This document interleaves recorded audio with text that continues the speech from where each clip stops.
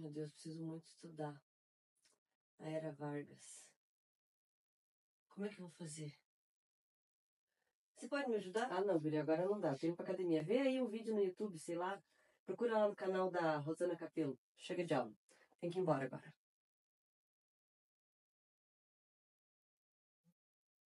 Muito bem, estudando. Eu vou só dar uma ajeitada ali, daí já explico, tá bom? Rapidinho.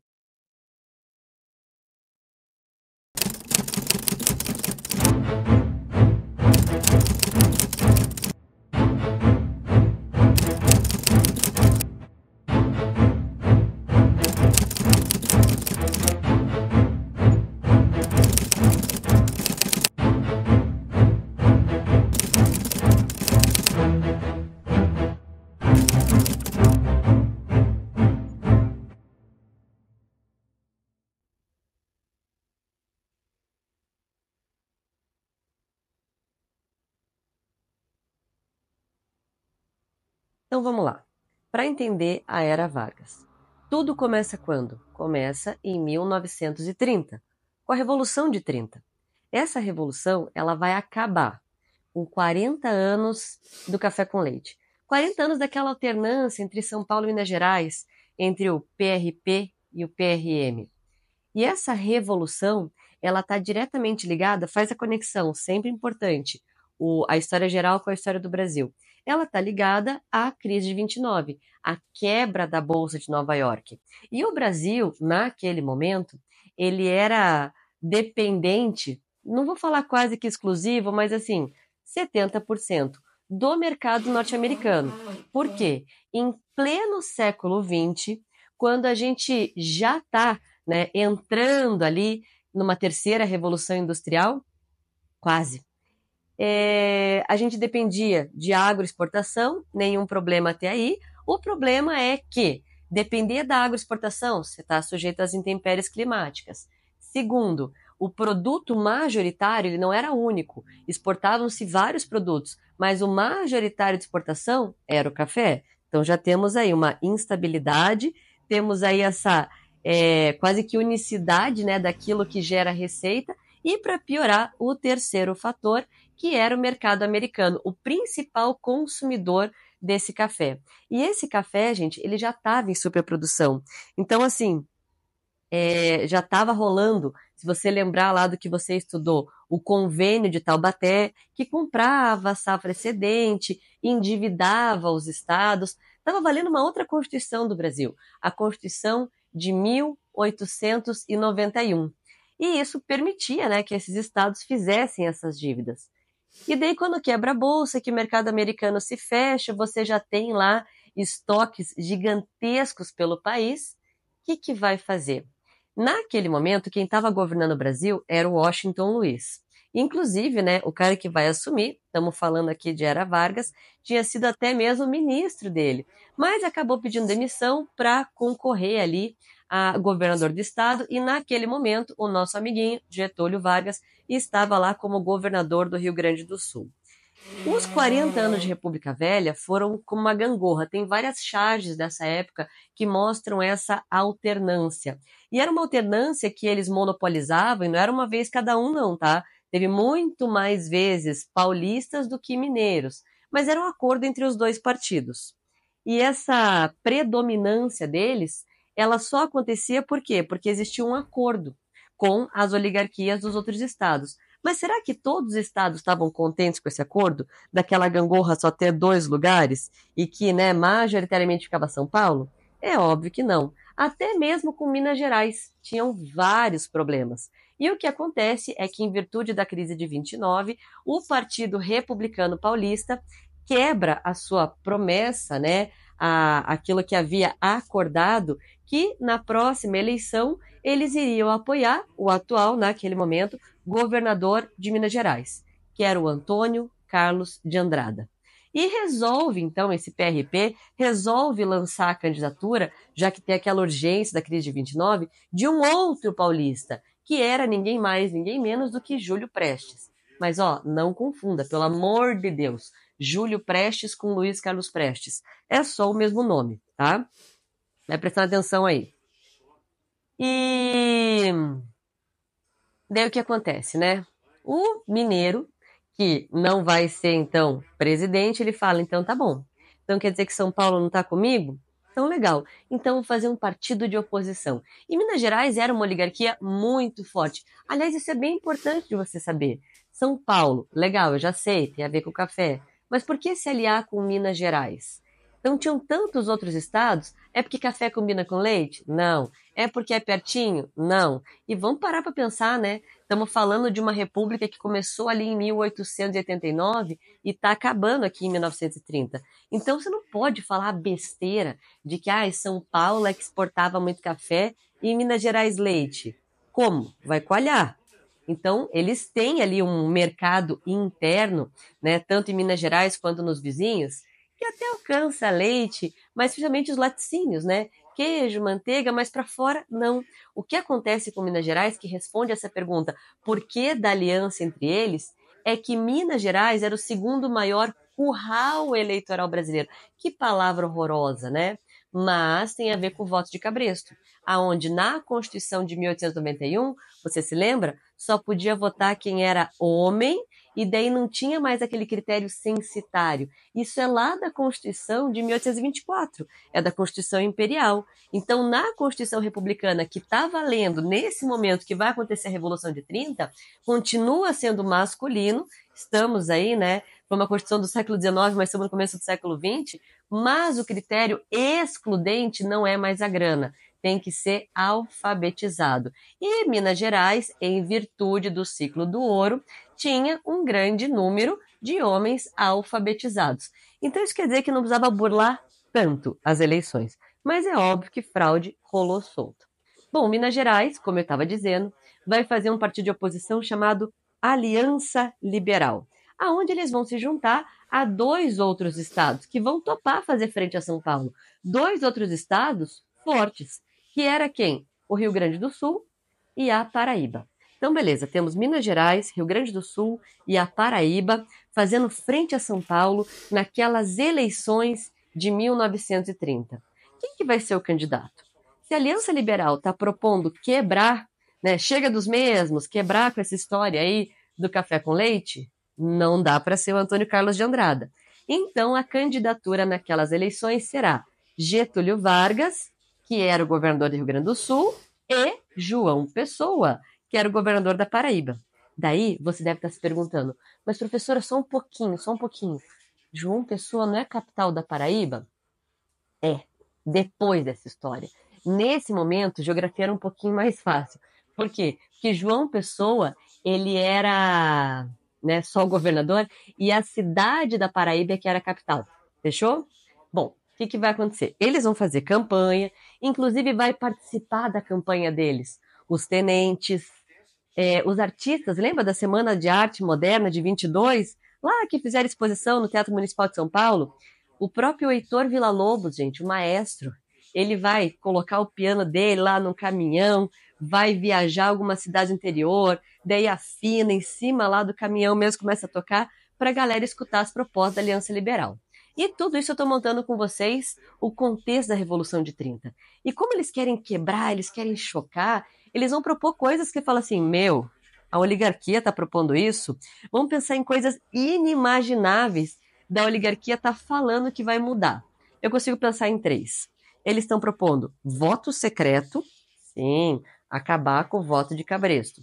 Eles estão propondo leis trabalhistas, nossa, que coisa louca. E eles estão propondo também, por que não, o voto feminino. Até porque, de novo, conexão da história geral com a história do Brasil. Se toda essa bagunça, essa mudança, ainda bem, começou por causa da crise de 29, tem que voltar no tempo e lembrar que depois da Primeira Guerra Mundial, ou por causa da Primeira Guerra Mundial, você teve o protagonismo das mulheres na sociedade. Então, as sufragistas querendo voto, alguns países já tinham, né, alcançado esse direito para as mulheres antes da Primeira Guerra Mundial, mas no caso a grande maioria vai ser nos anos 20. Então, como já era uma demanda, que vamos pensar, já tinha lá no mínimo uma década, né? Eles só não estavam inovando, eles estavam finalmente atendendo a um velho pedido. Ok. Fizeram campanha, coisa linda, os mais românticos e otimistas vão falar, meu Deus, são propostas muito show de bola, isso aí vai dar bom. Só que quem manja mais da fraude, quem tem mais grana para fraude, eram os paulistas. Então vence, Júlio Prestes. Fazer o quê, né? E quem era o candidato a presidente da chapa da Aliança Liberal era o Getúlio Vargas. O Getúlio Vargas que, vou contar um segredo, ele foi contra os tenentes, tá? E agora você tem a ala moça da Aliança Liberal apoiando ele. Então ele tem tenentes apoiando ele. Ele é um camaleão da política, gente. Em cada um dos 3 momentos dessa era Vargas que a gente vai comentar, ele é uma coisa. E já vou antecipar para você. A primeira fase, que vai desse momento, Revolução de 30 até 34, a gente pode classificar ele como sendo revolucionário.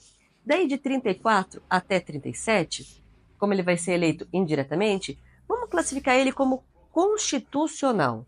E a última fase, a mais famosa, de 37 até 45, daí sim, ditador, certo? Que daí é a fase do Estado Novo.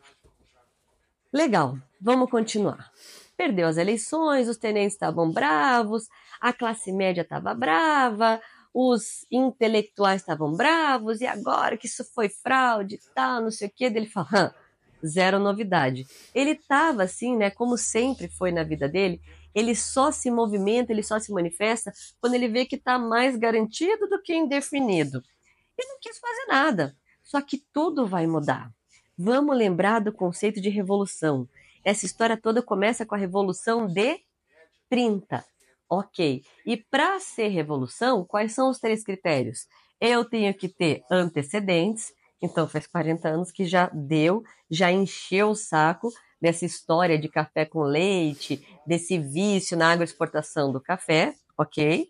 Eu tenho que ter uma inspiração, e aqui a gente tem essa inspiração do novo modelo econômico pós-crise de 29, que a gente vai chamar de welfare state. Então você tem o estado de bem-estar social, essas garantias sociais, e não tinha como ter isso com o voto de cabresto, e toda revoluçãozinha tem sempre um estopim, um gatilho, que costuma ser uma gota de sangue. Bom, temos gatilho e sangue aqui, porque o que vai acontecer? Enquanto o Getúlio Vargas estava meio hesitante, não sei, o tal do Antônio Carlos de Andrada estava todo vapor. E o João Pessoa, bom, já que perdemos as eleições, vou voltar lá para o meu estado. Mas antes de voltar lá para o estado dele, ele vai passar em Recife. Por quê? Bom, como todos os políticos, acho que até os dias de hoje, ele tinha um desafeto. Um desafeto pessoal e também político do estado vizinho, que ficou, né, lógico, torcendo contra, tirando sarro e não sei o quê. E a imprensa nessa época não tinha filtro, gente. E daí o que, que vai rolar, né? Ele vai lá para provocar, vai lá para mostrar que não tem medo, vai lá e para afrontar mesmo, tomar um cafezinho numa das principais, né, patisseries, confeitarias ali do Recife. E neste momento, não só no Brasil, em todos os lugares, né, anos 30 era um negócio surreal. Seja as pessoas brigam por política só saindo de grupo de WhatsApp, naquela época o negócio era armado, gente.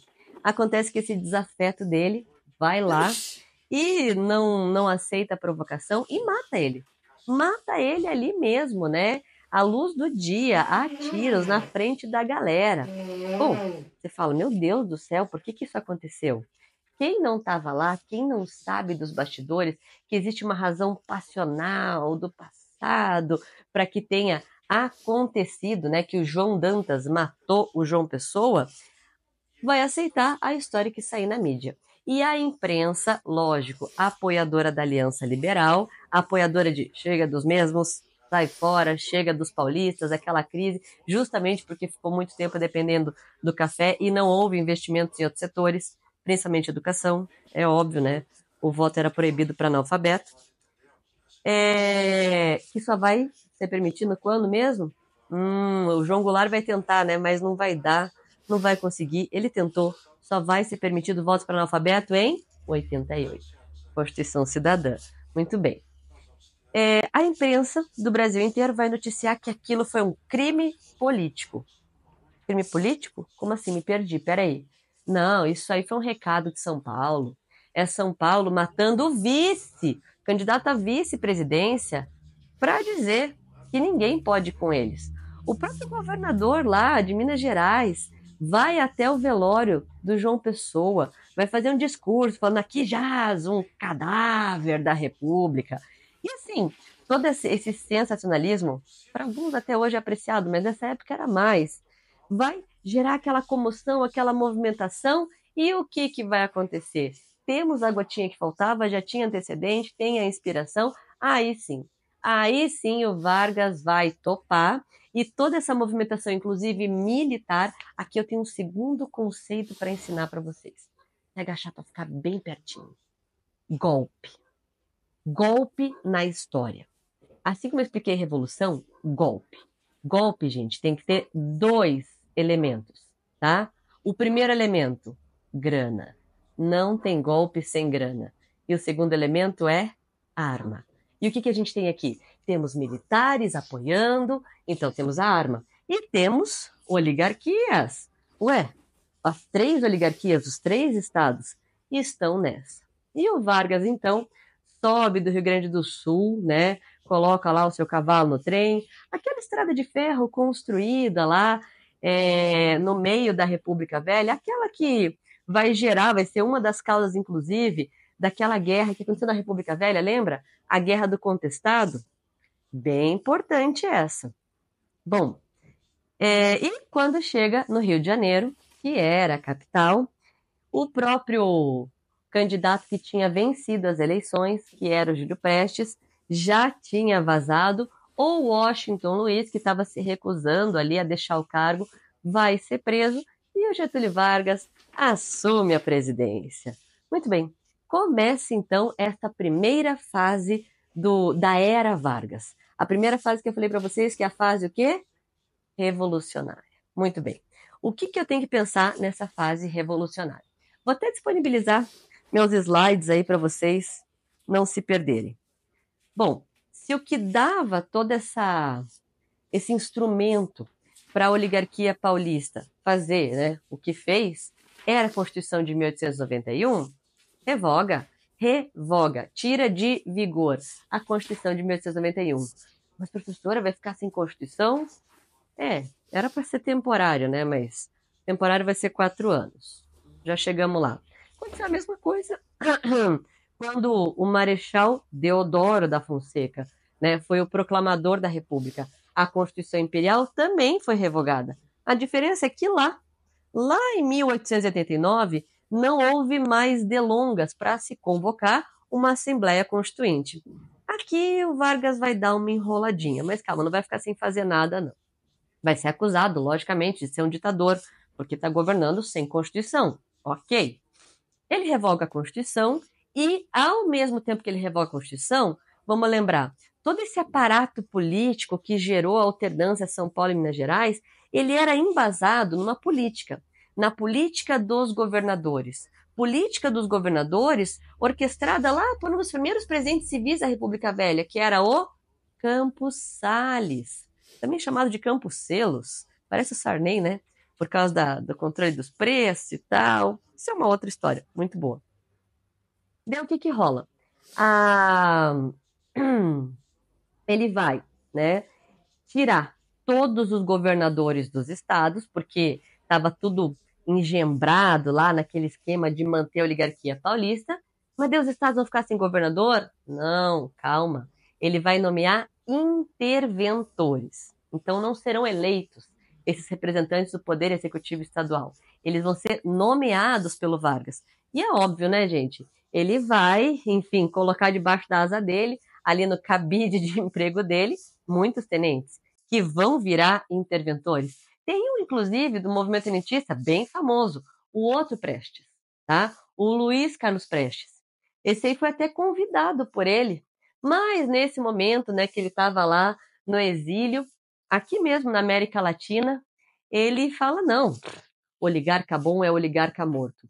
Ele já tinha se convertido, vamos dizer assim, para as ideias novas que ascenderam durante a Primeira Guerra Mundial, que nada mais era do que o comunismo soviético.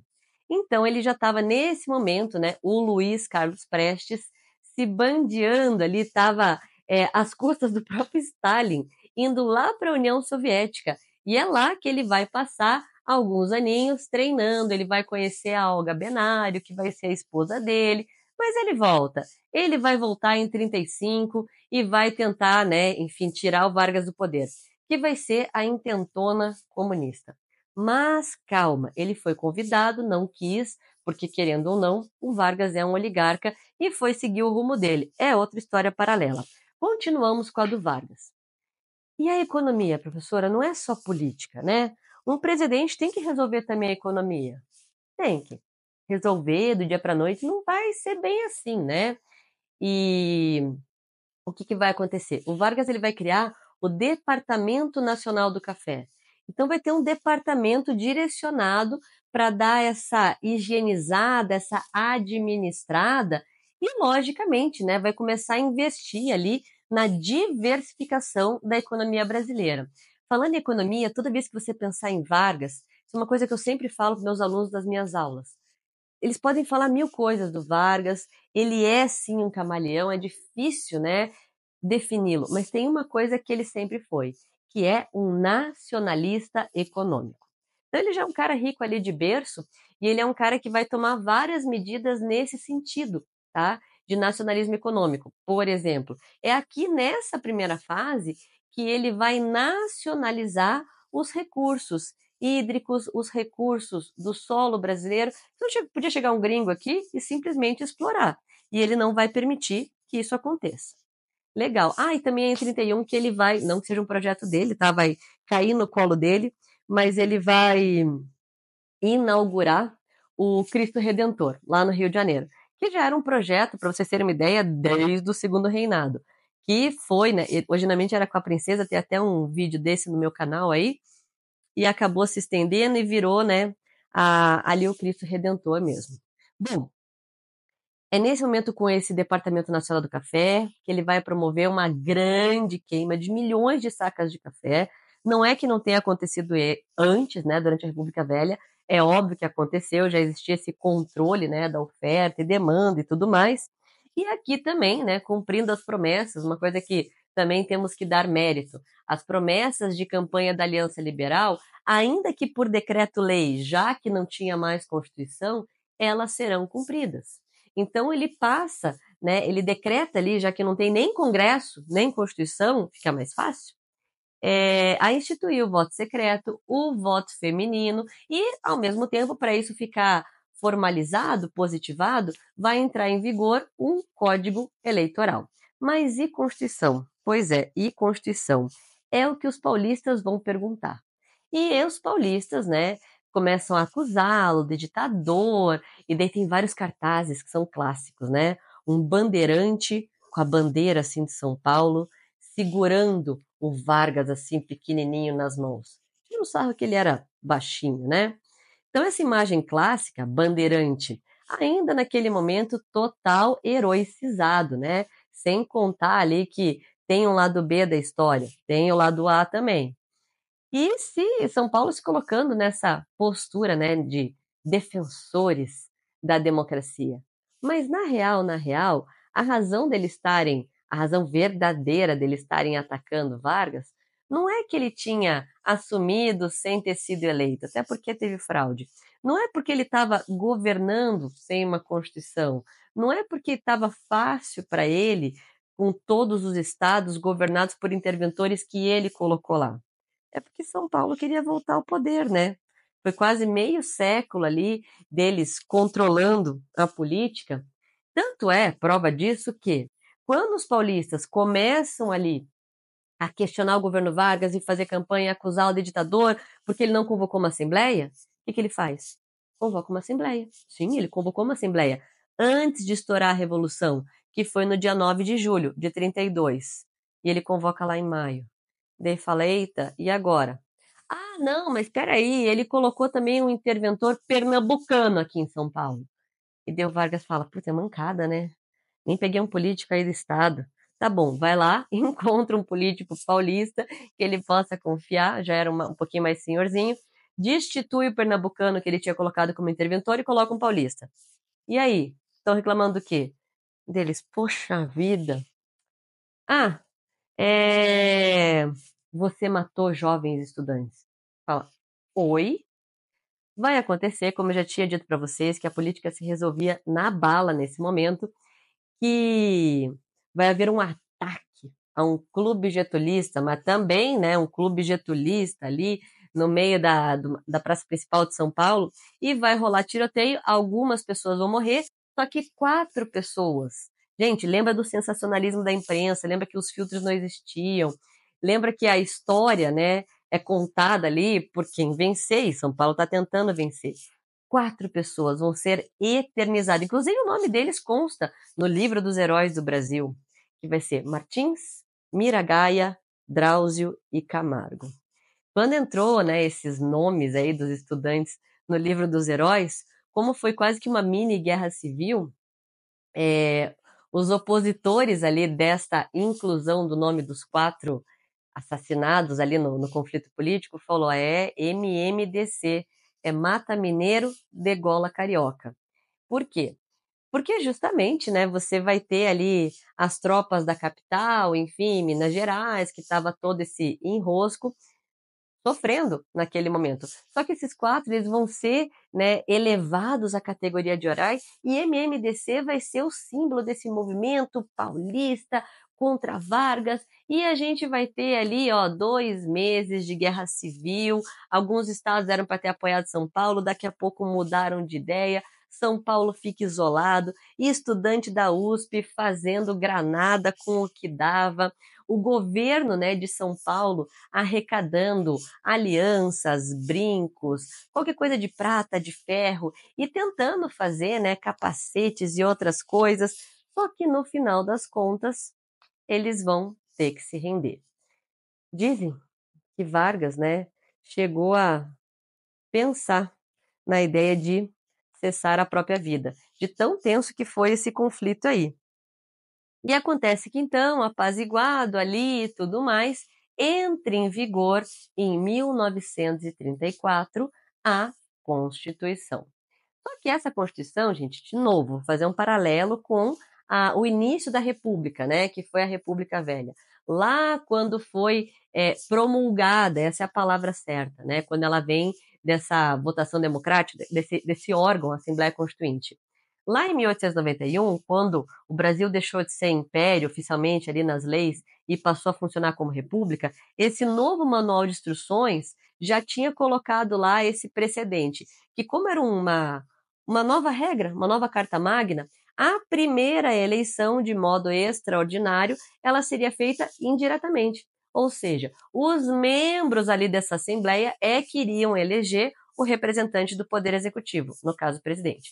A mesma história que aconteceu em 1891 vai acontecer em 1934. Então haverá uma eleição indireta, apesar dela prever eleição direta, com voto secreto, universal, né? Porque não tem renda e não tem sexo, pode as mulheres, mas tem alguns critérios excludentes, certo? E daí, né, depois dessa primeira eleição indireta, quando findar o prazo desse presidente eleito indiretamente, é que virão as eleições, vamos dizer, normais. E zero novidade, quem é que vai ser eleito? O Getúlio Vargas. O Getúlio Vargas, então, ele vai começar ali o seu segundo período, que é o período constitucional. Então, reprisando para você gravar, o que eu tenho que ter em mente? 3 coisas. Primeiro, saber alguns detalhes da República Velha que culminaram na Revolução de 30, que é o início de tudo isso. Segundo, saber quais foram as medidas do Vargas assim que ele assume o poder. Se ele cumpre, não cumpre o que foi prometido lá pela Aliança Liberal, que estava fazendo frente a São Paulo. E terceiro, e eu diria que o mais importante, entender essa revolução constitucionalista de 1932. São Paulo contra Vargas. Essa foi a nossa primeira aula. Nossa primeira aula da Ara Vargas. Muito conteúdo, muita coisa para você estudar. Beleza? Na próxima aula a gente fala da segunda fase. Fechou? Um abraço. Tchauzinho. Continue estudando.